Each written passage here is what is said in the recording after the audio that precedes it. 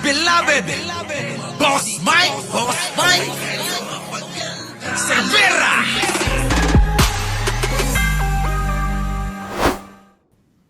Ang pinabubol. Eto na. Investigasyon sa korupsyon. Investigasyon sa korupsyon ha. Nagpa-imbestiga pero walang napanagot. Paano mapapanagot yan mga kababayan malapit ng bumaba? Kaya laway-laway na lang yan. Isang mega task force ang pinabubo ni Pangulong Duterte para imbestigahan ang korupsyon sa lahat ng ahensya ng gobyerno. At ang una raw masasampulan, ang Department of Public Works and Highways. Nasa frontline ng balitang yan si Maricel Halili. Ang Department DPWH. Diba mga kababayan? Ang DPWH daw ang unang masasampulan. Sige nga, tanong ko sa inyo, napanagot ba si Villar? Si Mark Villar, yung tahimik lang, yung kapatid ni Camille Villar? Napanagot ba? Di ba wala? Walang napanagot dyan mga kababayan. Ano ba kayo? Sige, uunahin daw ang DPWH Hindi na lamang ang mga alegasyon ng korupsyon sa PhilHealth ang pinaiimbestigahan ng Pangulong Duterte. Sa kanyang public address kagabi na iniere ngayong araw, inutusan ng Pangulo ang Department of Justice na pangunahan ng task force para imbestigahan ang katiwalian sa lahat ng ahensya ng gobyerno. Utot mo, digong, putang ina kung kailan bababa ka na, naggaganyan, naghahabol. Dapat nung araw pa lang, di ba?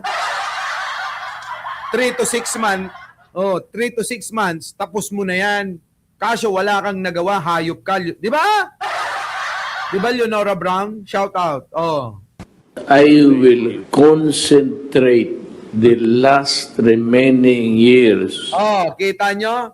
Yung huling taon ni Digong, doon palang gagawa ng pag-iimbestiga patungkol sa korupsyon. Utang ina mo, Digong. Di ba mga kababayan? Hindi nyo na-gets? Yung hiling taon daw niya ay doon gugugulin yung pag-iimbestiga ng kung sino yung mga kurakot sa gobyerno. Putang ina, huling taon. Asa na yung 3 to 6 months mo? Hindi ba dapat inuna mo yon? Unang buwan pa lang, binanatan mo na. Kung ang plano mo talaga mapanagot ang mga kurakot, pero putang ina ni isa wala kang napanagot. Tapos ginagawa kang bayani ng mga uto-uto mga bobo. Nasaan ang hustisya? Walang hustisya talaga mga kababayan sa mga mangmang, tanga at mga uto-uto. Wala mga kababayan sa kanila yan. Basta ang gusto nila, Digong, sige-sige, makasige. Digong, sige-sige, makasige. Utang ina mga kababayan. Parang Alpores ni Kumaliar. Alam niyo, so sino nakapanood ng Shider? Paborito ko kasi yun Di ba? Puta, parang mga kulto ni Kumaliar Di ba? Parang mga kulto ni Kumaliar. Grabe, mga kababayan, mga DDS talaga. Ibang klase. Of my term fighting, I will concentrate the last remaining years of my term fighting corruption. Fighting corruption, ulol. Di ba mga kababayan? Sabi niya yung huli daw na taon ay gugugulin niya sa paglaban sa korupsyon. Putang ina mo! Di ba mga kababayan? Kung di ba naman tatanga-tanga itong bobo na matanda na ito, sampalin ko to kininam pitig-iklog mo. Pag nakita ko to, hihilain ko titi nito. Grabe mga kababayan kung katanga, ay, iwan ko. Deal, 3 to 6 months, putang ina, ubos talaga yung mga magnanakaw. Putang ina mo, 6 na taon na, Digong. Wala ka pa rin napanagot, hayop ka. Nakakulong ka na lahat. Wala kang napanagot na magnanakaw, putang ina mo. Di ba? Tama, mali. Mga kababayan, baka naman mali ako. Sabihin nyo pag mali ako, ha? Pay nabio, ha? Oo, ha? Code name, Shadow! Di ba? Yan yun, mga kababayan. Kasi hanggang ngayon hindi humihina, lumalakas palalo. Ay, gago ka. sabi niya, 6 na taon na siya, mag-a-6 na taon na mga kababayan, si Digong, yung korupsyon daw, hindi daw humihina. Oo. Ang sabi niya, lalo pang lumalakas. Gago ka pala eh. Akala ko ba isusugpuin mo korupsyon?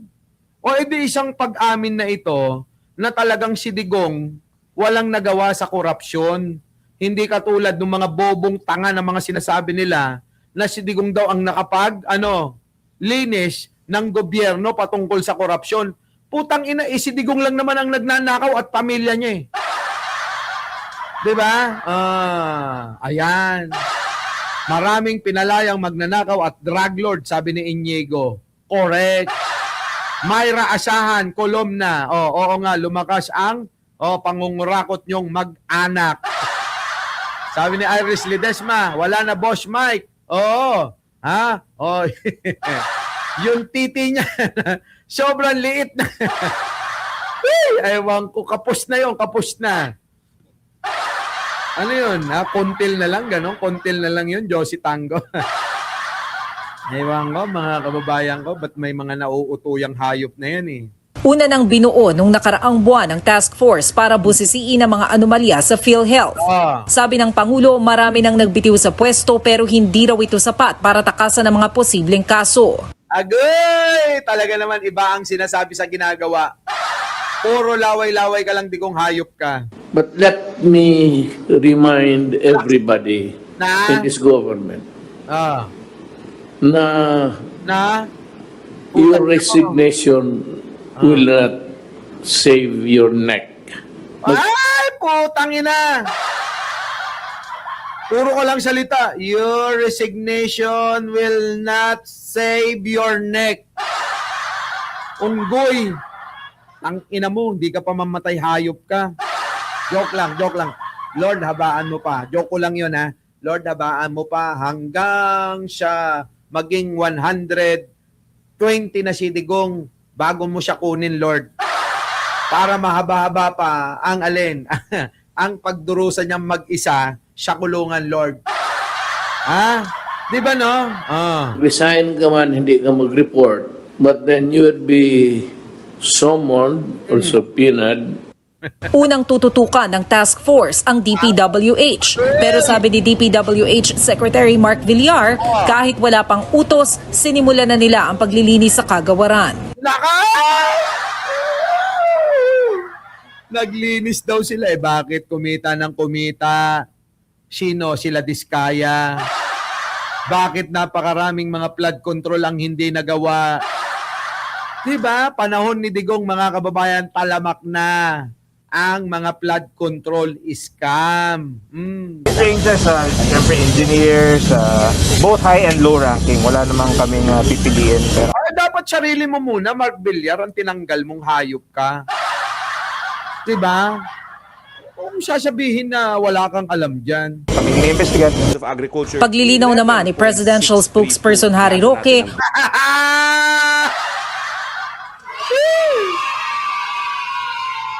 Ang saya-saya.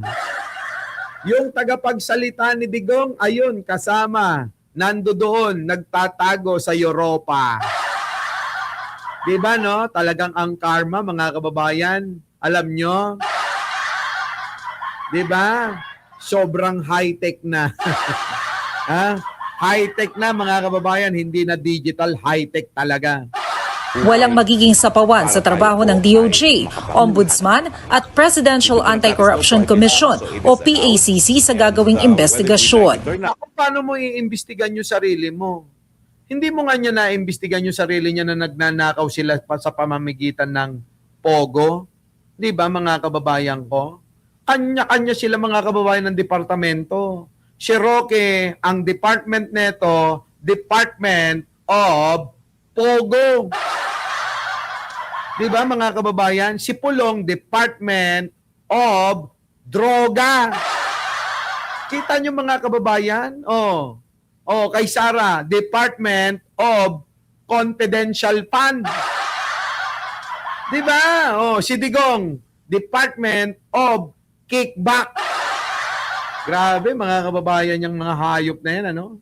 Even if there is an office of the ombudsman, the biggest public prosecutor is still under the Department of Justice, no? Because the number of prosecutors that we have under the DOJ are simply probably 20 times more than the lawyers that they have at the office of the ombudsman. Wala kayong nagawa, sa madaling salita, hinanap namin kami ng mga matatandain, hinanap natin yung 3 to 6 months. Asan yung 3 to 6 months? Bakit dyan lang kayo kumikilos sa dulo ng termino ni Digong? Kung kailang aalis na yon, ano pa mangyayari doon? Kaya hindi na ho nakakapagtaka, walang napanagot kahit isa. Kasi nga ho, sila-sila talaga. Yung mga magnanakaw sa gobyerno. Puro laway lang. Lahat ay sinindikato nila para kumikbak, kumamal ng napakaraming pera. Tama, mali. Di ba mga kababayan? Dito na tayo. Punta na natin si Kong Luistro, mga kababayan ko. Nako po! Abay, Kong Luistro, nilamon daw ng buhay ni Sara, mga kababayan. Totoo ba? Mas magaling daw si Sara kaysa kay Luistro kung talino ang pag-uusapan, ano? Talaga ba? Pakinggan natin. That is fake news. Ano daw? It's not true. That is fake news. We should beware of fake news. That has been anticipated since we started these proceedings, no? That there will be a lot of sockmate operation. Di ba? Laila. Hi, ma'am. Hi. Good morning. Anything you would like to say? Ano nga bang On yet, because it's just a continuation of the marking of exhibits. And then anyway, may press con after that. Dalawa. Kita nyo, ito na. Pasok. Hindi daw totoo, ha? Malat na rumors na parang nagkalamunan ng buhay daw po na parang ganun yung nangyari. Can you clarify po that? Ayan ha. Kong Luistro. Ayan na yung tanong. Para daw nagkalamunan ng buhay Kong Luistro, nilamon daw kayo ng buhay ng ni Sara Duterte. Yung kampo ni Sara Duterte. Totoo ba yan? Magagaling daw yung mga abogado daw ni Sara. Yan yung pinapakalat ngayon, mga kababayan. Pinapakalat ito ng kampo ni Sara Duterte na nilamon ng buhay. Etong si Luistro ng kampo ni Sara. Netong kanyang mga abogado, mga kababayan. Gaano ba katotoo yan? Kilala naman natin si Luistro, magaling ito. Putang ina, kakaiba ba utak ng mga abogado ni Sara? Kung kakaiba yan, hindi na nila ipapadismiss yan. Makikipag-head-onan, makikipag-bloodbath, mga kababayan. Pero kayo, mga kababayan, naniniwala ba kayo na si Sara Duterte, dadalo pa yan sa kanyang impeachment trial? Ako personal, mga kababayan, hindi yan dadalo. Personal ko lang naman yun. Mga kababayan, kayo, ano sa palagay ninyo? Sige nga, kung talagang magaling, matalino si Sara, magpakita siya sa impeachment trial. Di ba, JC? Tama ba? Kayo? Sa palagay ninyo. Kasi kung totoong magaling, mahusay si Sara, walang dapat ikatakot Di ba? Dapat yan, mga kababayan, ang ginagawa niya magbida-bida Pakita niya dahil presidentiable po Di ba? Nagdeklara na siya na tatakbong presidente. Kung ganyan, pinakamataas. Pinakamataas na posisyon sa gobyerno ang gusto mong takbuhin, siguro ito'y pagkakataon mo na ipakita sa sambayanan na kaya mo. Sa pamamagitan lang, simple lang. Na maipakita mo na kaya mong pamunuan ang bansang ito. Abay, ipagtanggol mo ang iyong sarili. Di ba? Ipagtanggol mo ang iyong sarili. Kasi kung hindi ka dadalo dyan, iisipin ng marami na talagang takot ka sa katotohanan. Di ba? Wala namang sino mang matatakot sa kasinungalingan eh. Di ba? Alin ang kinatatakutan ng marami? Yung katotohanan. Yun. Doon natatakot si Sara Duterte. Kaya yung sasabihin nyo na si Luistro, nilamon nyo ng buhay, mga onggoy, hindi kami naniniwala dyan sa mga sinasabi nyong yan. O, pakinggan natin si Congresswoman Luistro, ha? Pasok. Over the weekend, may mga kumalat na rumors na parang nagkalamunan ng buhay daw po na parang ganun yung nangyari.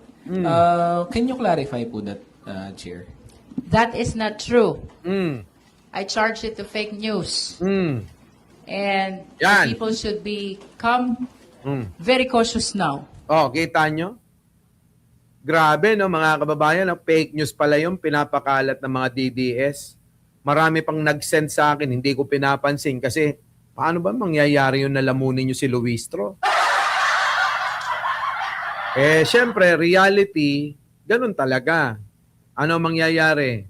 Kisakito, islap. Ang gagawin nila, i-sensualize nila yung ganong balita. Anong gagawin dyan, Tayag? Gagawa ng mga kwento na kunyari si Luistro ay talo, mahina, bobo, ganun ang gusto nilang palabasin dyan eh. Pero ang totoo, walang ganong kwento, walang ganong pangyayari. Sa kanila lang galing na talagang may binibida-bida sila na abogado daw nila sa kampo ni Sara na nilamon si Congresswoman Luistro. Putang ina, magdebate nga kayo.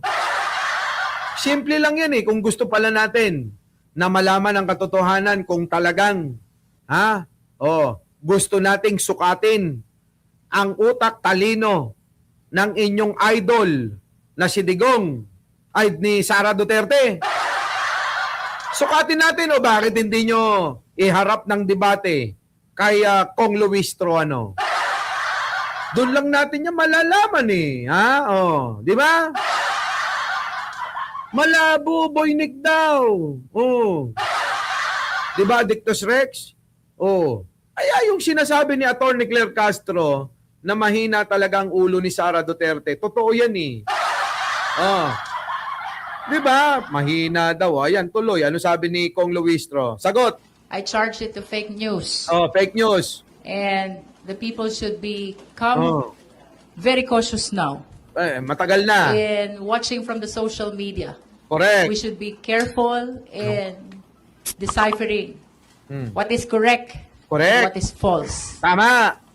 Of course, I am conscious that I am representing the interest of the sovereign Filipino people. Correct. Hindi po ako papayag Na. na lamunin ng buhay Naman. ang laban ng sambayan ng Pilipino. Correct!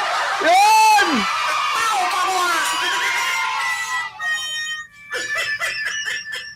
Sabi ni Congresswoman Luistro, mga kababayan, hindi ako papayag na lamunin ng buhay ang laban ng sambayanang Pilipino. Grabe, no, mga kababayan, matinding banat 'yon. Talagang talagang eto si Kong Luistro, mukhang isa ito sa susubaybayan natin sa magaganap na impeachment trial ni Sara Duterte. Ano? Excited na ba kayo, mga kababayan? Ilang tulog na lang. Ulitin ko sino nakapanood ng aking sinasabi? Aber, tanggalin ko muna si Kong Luistro. Tanong ko sa inyo, mga kababayan. Tanungin ko. mayroon akong in-upload sa Reels na sinasabi ko sa susunod na 2 buwan ay mayroon pong mga mangyayari na ikakatuwa ninyong mga loyalista kakamping at ikakalungkot, ikakalumbay, ikakadepress, stress ng kampo ng mga DDS. Ano? Alam nyo yon mga kababayan? Pagkaraan, eto mga kababayan mag-aala, Nostradamus muna tayo. Eto, tandaan nyo. Ang hula natin, galing sa ating bolang kristal. Pagkaraan ng 2 buwan, malulungkot ang buong kampo ng mga Duterte. Yung iba dyan, baka tumalon pa sa tulay, tumalon sa building, magbigti ng kusa, parang si Alan Peter Cayetano, ano? Tandaan nyo to, mga kababayan ko. Ano kaya yon? Ano kaya yon? Uy! Basta tandaan nyo to sinabi ko. Malulungkot sila, mag-iiyakan, magnangawaan. Ngangawa sila ng gusto. Napanaginipan ko to sa bolang kristal ko. Ano ba? Ano? Alam nyo na ang sagot dyan, kung ano yan. Sige, tandaan nyo to, Mayra Sahan, tandaan nyo. Talagang etong sisa. Madudulas ka. Uy, madudulas! Talagang itong mga DDS, mga kababayan, alam nyo na. Wait, ano ba ngayon? July, August, September, yan mga kababayan. Mag-uumpisa na yan. Baka nga sa July, August pa lang, 3rd week, mag-aatungalan na eh. Mag-aatungalan na yung mga DDS. Sabi nila, aray ko, di tama ito, di kami papayag. Mga gaganong-ganon na naman yan mga kababayan eh. Di ba?